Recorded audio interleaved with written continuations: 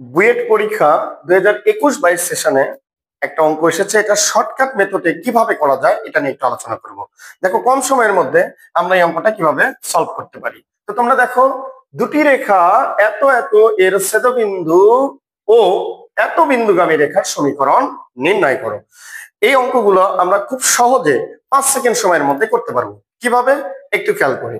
আমরা এখানে খেয়াল করব যে এই রেখাটা কত বিন্দুগামী, কত বিন্দুগামী দেখা যাচ্ছে, এখানে লেখা আছে 1,1 বিন্দুগামী। তাহলে 1,1 বিন্দুগামী যদি হয়, তাহলে এই প্রথমটা আমরা জানি এটা ভুজ, দ্বিতীয়টা এটা আমাদের কোটি। তার মানে এটা এক্স এর ভ্যালু, এটা আমাদের কি ওয়াই এর ভ্যালু।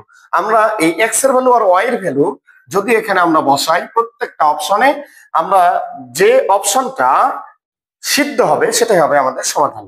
তো দেখো তোমরা, এক্স এর ভ্যালু যদি আমরা এখানে 1 বসাই, তাহলে আমরা এখানে কি লিখতে পারবো, 1 প্লাস 1 সমান সমান 0। এখানে 2 ইকুয়ালস টু 0, আসলে এটা কখনোই সম্ভব নয়। আবার এখানে যদি আমরা বসাই, দেখো 1 মাইনাস 1 সমান সমান 0, এখানে আমরা লিখলাম 0 ইকুয়ালস টু 0, তার মানে এটা সম্ভব। আমরা বুঝতে পারলাম এটা আমাদের কি হবে, অ্যান্সার। দেখো এখানে যদি আমরা 1 1 বসাই, তাহলে 1 প্লাস 1 মানে কি 1, আসলে এটা কখনোই সম্ভব নয়, তার মানে এটা হবে না। আমাদের অ্যান্সারটা হবে বি নাম্বার। এরকম যত অঙ্ক আছে সরলরেখার, তোমরা দেখবা যে এত বিন্দুগামী, অর্থাৎ এত বিন্দু দিয়ে অতিক্রম করে, অর্থাৎ এত বিন্দু দিয়ে যায়, এই টাইপের যত অঙ্ক আছে সবগুলাই তোমরা এরকম অপশন টেস্ট করে করতে পারবা।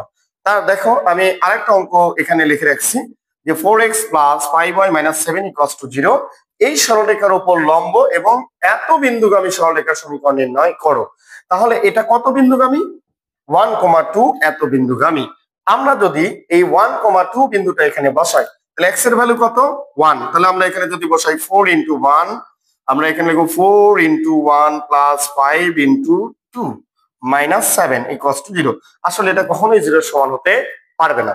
আবার দেখো দ্বিতীয়টাতে যদি আমরা বসাই এটা, তাহলে কি হবে 5 into 1 minus 4 into 2 plus 3 equals to 0। তাহলে কত হয়, 4 দুগুণে 8, 5 আর 3 8, তার মানে এটা কিন্তু 0 এর সমান হচ্ছে। তাহলে এটাই আমাদের কিন্তু অ্যান্সার হবে। তোমরা এই 1